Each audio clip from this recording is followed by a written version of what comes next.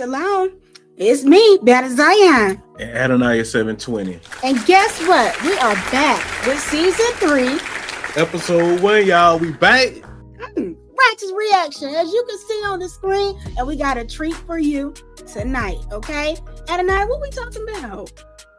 He targeted him because of his race. His race? Now he's paying the price. The price. He's paying the price for this one, y'all, family. All right, family. Without further ado, we're going ahead and jump into this content. And as always, we're going to bring you the Torah according to the Most High Yah. It's in Richland County that is headed to the federal level. Well, back in July, Jonathan Felkel was arrested and became the first person in Richland County charged with hate intimidation under the county's hate crime ordinance. It's the first of its kind for South Carolina. Investigators say that he admitted that he fired a gun at a complete stranger, Jarvis McKenzie, because Jarvis was black, telling deputies the shooting was meant to scare him. So this leads us to today, where the U.S. Department of Justice has announced an indictment on federal hate crime charges against him. Our Megan Gagnon has been tracking this story since July. Megan, what can you tell us? Frondy, this case started at the county level under Richland County's hate crime ordinance, but today it took a significant turn. This is the federal indictment against Jonathan Felkel, bringing much more serious charges and potential prison time of up to 20 years.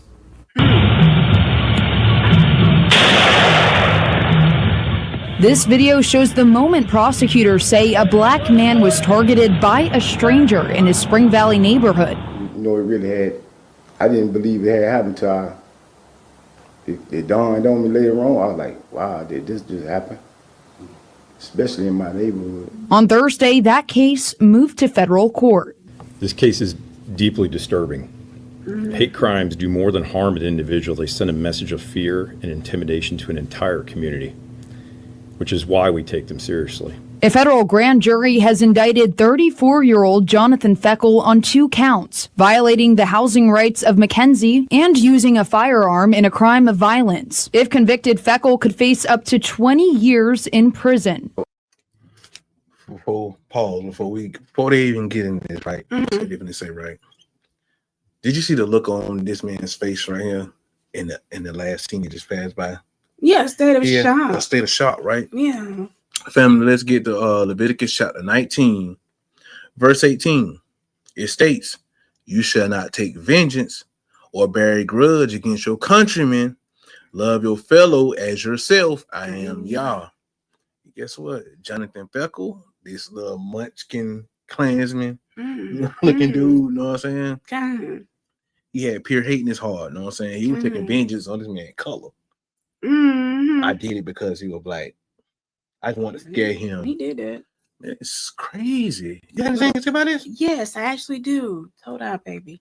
Okay, so what I would like to say, family, I'm going to go ahead and bring my Torah precept as well, which is going to be Deuteronomy 16, 19 through 20. So if you have your holy scriptures, definitely pull them out and join in, okay, while we read about what Yah taught and told us, okay? Not just the Israelite, but to include the sojourner, which we know is the duty of all men to uphold and honor and serve the Most High Yah. Now, Deuteronomy 16, verse 19 through 20. You shall not judge unfairly. You shall show no partiality. You shall not take bribes, for bribes blind the eyes of the discerning and upset the plea of the just. Justice shall you pursue, that you may thrive and occupy the land that I, Yahweh, your Elohim, is giving you. Now, the reason I chose that Torah portion is specifically because the federal agency had to come in and pursue justice on this gentleman's behalf because the state that he was in did not have a law to govern a situation like that as far as a hate crime is concerned. That's crazy. Well, okay. States don't even have laws to govern hate crimes. And that is a problem that we are seeing, not just apparently within South Carolina, but overall this globe, right? Right. So whenever you have things like this, where you have another entity, an agency of the federal law having to come in and show authority, dictatorship, uphold the Torah, whether they know it or not, right? They're doing the right thing according to justice, and justice is being served before Yah's eyes, and ultimately within this case. Okay. So that's what I would like to say. Yeah. But before we move on, y'all, justice for Nolan Wells, y'all. Straight up. I was surprised, being from South Carolina and seeing things a lot of times. There's been some people who try to downplay this entire incident, and you see from the highest levels of government here, that was not the situation. Investigators say Felkel shot at McKenzie through a car window, shouted a racially charged remark, and drove away. Sheriff Lee. Okay, so we clearly heard him say, "You better run, boy," right? Right. In their slave tone. Yeah. Correct? Okay, so when you hear things like that, family, just be mindful that is what they did, okay, when they were owning slaves, okay, and when they were doing other type of things, such as being a colonization nation that they are, okay? So when you hear those terms, understand that there is a term of hatred as well, okay? Their mind, his mind, Sleek Eye, what was his name? Jonathan Felkel, the Munchkin KKK. Okay, his mind went back to, you better pick cotton, you better pick it quick. Okay, boy. That was crazy. Shouted a racially charged remark and drove away. Sheriff Leon Lott says Felkel later admitted to investigators he shot at McKenzie because he is black. Hate crimes exist in Columbia, South Carolina. They're here.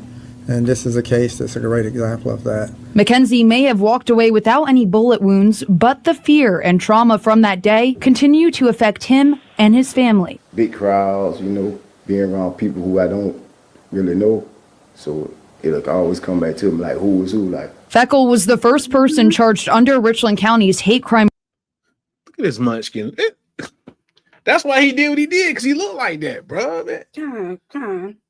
You can see the fear in this man's eyes, man, standing there talking at his news conference. That ain't no fake fear. No. I know when a man is fearful about something. That done scared this man.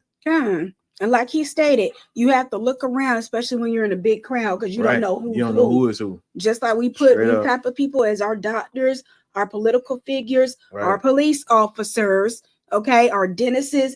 You don't know when they drilling holes in your teeth, what they be doing to you, right? You don't know. So it's always going to be on your mind, but not at the back. It better be at the front of who you're around. Right. Ordinance, which council approved in June of this year. The ordinance making bias-motivated offenses a misdemeanor, having violators face up to a $500 fine and up to 30 days in jail. But because South Carolina remains one of 2 states without a hate crime law, federal authorities stepped in. This is an example of why we need to have one statewide. Unfortunately, I have to go to the federal government to get somebody charged with a hate crime. Hate's there. We got to do something about it, and this is a case, I think, that's going to send a big message to anybody who thinks and believes they can go out and commit a crime that's based on hate. It's not going to be tolerated. Now, Felkel's arraignment date in federal court is set for December 20th. This case mirrors another high-profile hate crime investigation right here in South Carolina, including the Mother Emanuel Church shooting, where federal prosecutors took the lead because the state lacks a hate crime law. Live in studio, I'm Megan Gagno. Watch Fox News.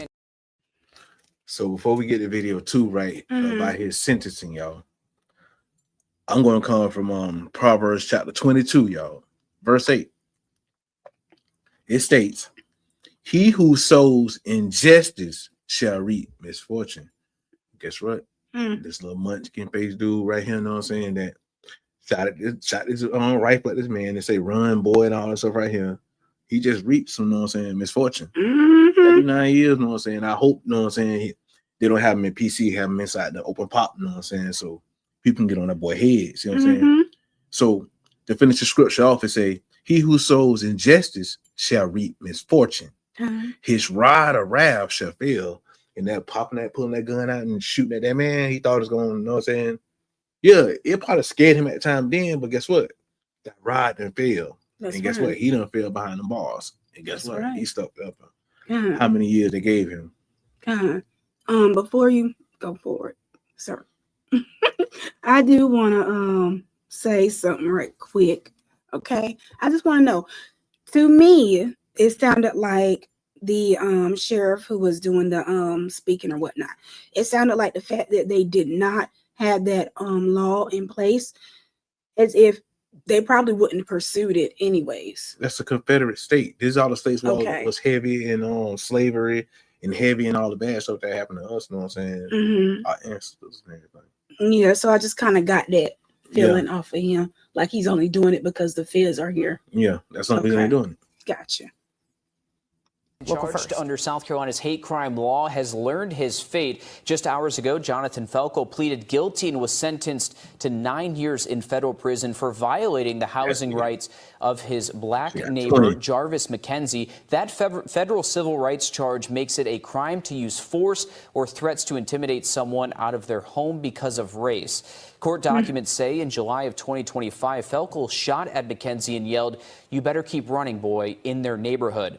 That's what you just saw on video. Felkel admitted to law enforcement that he targeted McKenzie because he is black, saying he wanted to scare him and claiming he must be connected to, quote, dangerous criminals, After sentencing, McKenzie said this has left him and his family scarred. Well, you know, I know I got to keep moving on, you know what I'm saying, to take care of my family. I just can't stop because of the situation that happened, but it's always going to play a fact in my family's mind. My girls being there in their mind, it's always going to be in their mind because they're young, but I got to do what I got to do to take care of them. Now, McKenzie's attorney says they expect to file additional lawsuits and state charges are still pending. All right, now, before we go, I just want to give my last precept real quick. And I wanted to give a little statement in regards to what he stated, how the reason why he shot at him was because he might be connected to criminals. Dangerous criminals. Okay, so with him making statements like that, that is preconceived notion, well, right? I know the reason why he said that, though. We know the reason why. And also, he's linking all of us together and putting all of us under one umbrella. Right. Okay. Based off of the skin tone of us, based off of how some of our people do malicious act and participate in things that is definitely against the Torah. Okay. And then you have some of us who are actually trying our best, right, to still be law-abiding citizens within this place that we're currently in. Okay, so we're all not the same, but he definitely passed judgment. Okay, last precept I would like to bring, it is actually a positive precept, family, based off of how the gentleman, the defendant, handled the situation in this last clip. And that's going to be Proverbs 24 verse 17 through 18, which is your wisdom from the Tanakh. Okay, and it states, if your enemy falls, do not rejoice. If he trips, let your heart not rejoice. Lest Yahweh see it and be displeased and avert his wrath from him. So, as I just stated, the gentleman, he explained his cause, okay, why he had to defend, okay, his self, his character, his morals, and defend his Isha as well as his Yaladim, okay, while he was standing in the face of the enemy. Right. All right. So the enemy, he was sentenced to what, 9 years? 9 little years. They should give him a big one. They definitely should have, but at least they actually took a stand and did something. So this gentleman could have easily laughed at that situation, right?